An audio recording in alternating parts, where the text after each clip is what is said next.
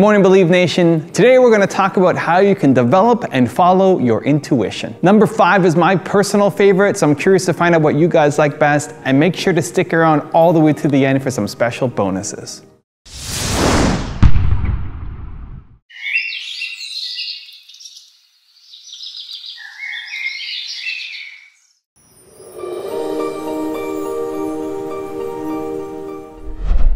You know, in all of the years of doing the Oprah show, there were many days that I sat in my chair across from 1 or 2 or 5 or 6 or 7 people, and I would be so frustrated because I just wanted to shake people sometimes and say, why didn't you pay attention to your life? I said on the show, probably the producers tell me that they counted 33 times, but I know I thought it at least 1,000 times. I would say listening to your life as it whispers to you first, so that it does not have to knock you upside the head with a brick or come crashing down on you as a brick wall, is one of the greatest principles of life, because there are many things that happen in life that are beyond our control. Natural disasters, death, unexplained events. But there are also many, many, many things in life which we can control and become out of control because you're just not paying attention. You are sleepwalking through your life. And I have seen this so many times on the show. I wanted to take the guests and go, would you just pay attention? So this is what I've learned and how I've explained it to myself. Life whispers to you all the time. Your life is speaking to you all around, from the time you wake up in the morning and every single experience that's coming into your personal space, into your physical space. All of those experiences are speaking to you. They're telling you something about your life and about your circumstances. It whispers, and if you don't get the whisper gets louder. If you don't get the whisper, when it gets louder, it gets, I call it like a little pebble, like a little thump upside your head. When I was a kid, if I was doing something my grandmother didn't like, she'd just turn around and thump me. She wouldn't even look at me. She'd just give me a thump, and I'd know that's my cue to stop it, or we're gonna get worse. The whisper is the message. The pebble or the thump upside the head, usually it's gone into a problem.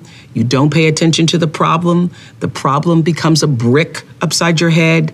The brick upside your head is a crisis. You don't pay attention to the brick upside your head. The crisis turns into a disaster, and the whole house brick wall comes falling down. Intuition usually operates on the realm of positive growth for us. If we have an idea and our intuition says, you know, I should try that. I feel, connected to that idea. I'm passionate, I'm excited about it. Then go for that. Follow that intuition that says it's time to change. Follow that intuition that says, I could do this. Follow that intuition that says, it's a second chance. Follow that intuition that says, I could start over. If that's what's calling to you, then listen to it, explore it. Doesn't mean you need to take that next big leap towards it.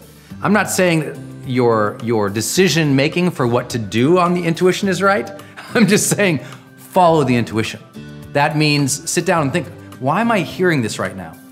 If it's right, what would be my next right action of integrity to move towards it? So, your intuition says pay attention. It's decision making that decides how to implement that well. So make good decisions. But if it says, this would make me grow, this would excite me, this would bring more engagement, enthusiasm, energy to my life, I'm like, go, baby, go. When I was in South Africa on a safari, I was blessed to be on a safari after I had taught for a group of Black billionaires a seminar about faith and finances. And they detained me over and gave me the privilege of staying out at J. Paul Getty's place out there in the middle of the jungle somewhere, and to go on a safari with my son. It was amazing. So there I am in between a zoologist who is giving me all of this information about all the animals, their habitats, their mating practices, how they live, how they operate, and sitting on the edge of the Jeep with a shotgun to protect us. We weren't hunting, we were just watching, was a Zulu. The Zulu says nothing at all. The zoologist explains all the animals, and we visit all the different places and see a lot of the animals, but we had not found the elephant. He explained the elephant, but he could not find him. Finally, the Zulu stood up and he put his finger in the air and he pointed up. He said, "The elephant is over there." When he said it to me, my head exploded, Larry. It exploded because all of a sudden I realized I'm sitting between intellect and instinct. Intellect can describe it, but only instinct can find it. And from the premise of that ideology, I begin to go back through all of my life and begin to see not only me, but others, how if they position themselves between intellect and instinct and know when to yield to which one, that next big thing, whether it's an elephant, an entrepreneurial pursuit, or raising a family, it is simply over there if you follow your instincts. Adrian de Groot was famous for doing a series of studies in the 1940s, 50s, and 60s around the game of chess. And in one study in particular, he had chess novices and chess masters involved, and in both cases, they were shown a chessboard of a chess game halfway in progress, but they were only allowed to see that chessboard for 5 seconds. Then the curtain went down, and they got a fresh board, and they had to recreate what they saw. And the chess novices, this was really a difficult task. And they got on average 4 or 5, maybe 6 pieces right. After that, they couldn't remember anymore. But of course, for the chess masters, this was easy because they had the familiarity. They could chunk the information down. They saw this storyline of the game in progress. They saw the strategy of both sides. So for them, it was very easy to recreate what they saw. And so what we learn is that intuition, these intuitions are in fact a combination of experience and expertise. When you have experience and expertise in a given area, these intuitions, these almost superhuman intuitions, come automatically. So the question is, what's the fastest way to get experience and expertise in a given setting? And the answer to that question is immersion. When you immerse yourself into something, you automatically get that experience and expertise much, much quicker. So intuitively, it makes a lot of sense that if you want to learn French, the best way to do that is to go to France and live there for a period of time. You would learn far more by living in France than by taking French lessons every week for months or even years. Or if you wanted to learn to become a snowboarder, this one's fascinating. If you want to learn to snowboard, you're much better off going 5 days in a row than going 1 day every week for 5 weeks. In both cases, you're on the mountain for 5 days. But you see, when you do it all in one time, it gives your unconscious mind an opportunity to see those patterns, to organize all that new information and start to understand. You move up that learning curve way, way quicker. And so my challenge to all of you is to take a more active role in your own lives. With this knowledge, take a more active role and use immersion. Incorporate intentional immersion into your lives in the areas in which you're passionate. Because if you do that, you're going to develop superhuman intuitions that will allow you to advance much, much quicker. And in doing that, you will take one giant step to becoming a superhero of your own. Number 4 is pay attention to your visceral reactions. So this is how my intuition speaks to me, and I have to tell you, it is really loud. So I'm talking about the physical things that you feel in your body. Whenever you're considering a decision, what are the physical sensations? So you have to ask yourself, what am I sensing? What am I feeling right now? Do you feel an immediate sense of dread? Are you getting tight in your chest, or do you feel tired, or do you feel reluctant? On the other hand, do you feel a sense of openness or lightness or a sense of relief? I'm not talking about thoughts. I'm talking about physical sensations in your body. One of the functions of belief is taking action. We did a survey of about 2,000 top entrepreneurs, and we noticed that one of the things that people who win in that world have is a bias for action. If they have an inspiration, they act on it.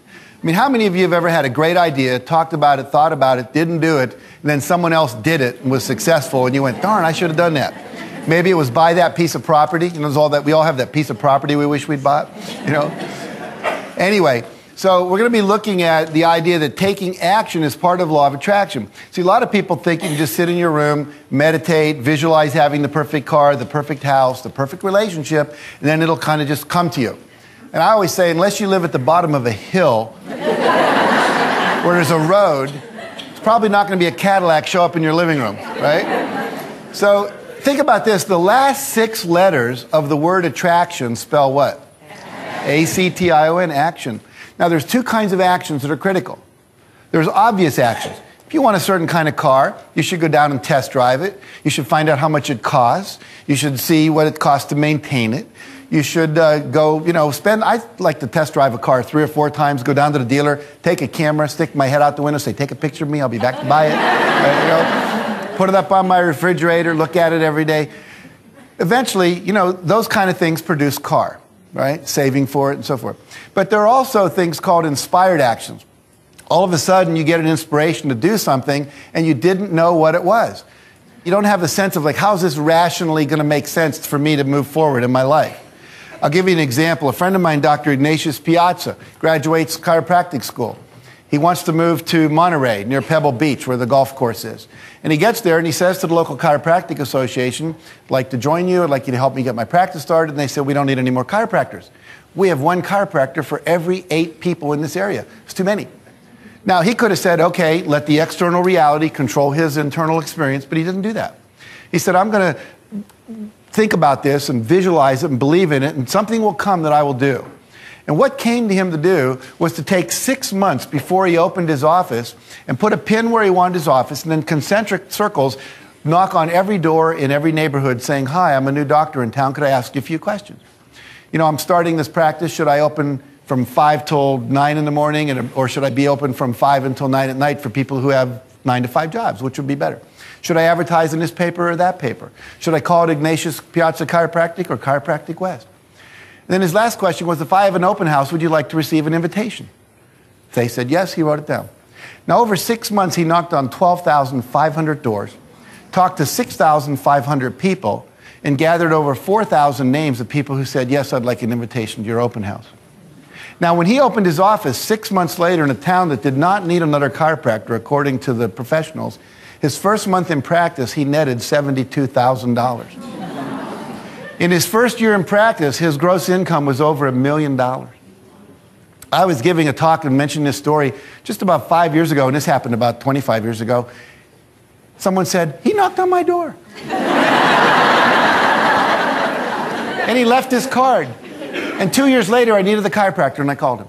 Because we work with people we know, we've had an experience with, right? So he trusted his intuition. He took action on it. Other people would say, oh, guess I can't have what I want. You got to be willing to take the action.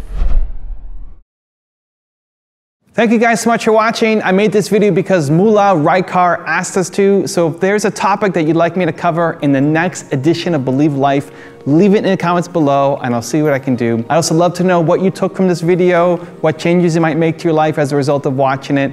Leave it in the comments. I will join the discussion. Thank you so much for watching. Have an amazing day. Continue to believe, and I'll see you soon.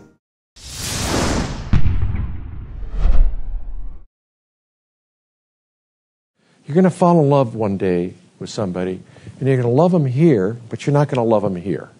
What happens? You get a stomachache here, don't you? You fall in love with somebody here, you don't love them here, what happens? You get a stomachache here. Where do you fall in love? With your stomach.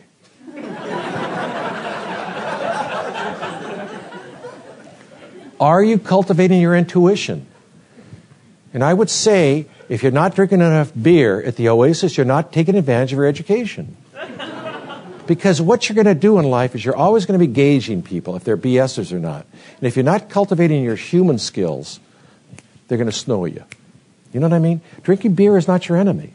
Drinking beer and socializing, having coffee, you're learning that those are very constructive moments. You're learning, is that a person a BSer? Can I trust them? What is the behavior that I really want from my workers?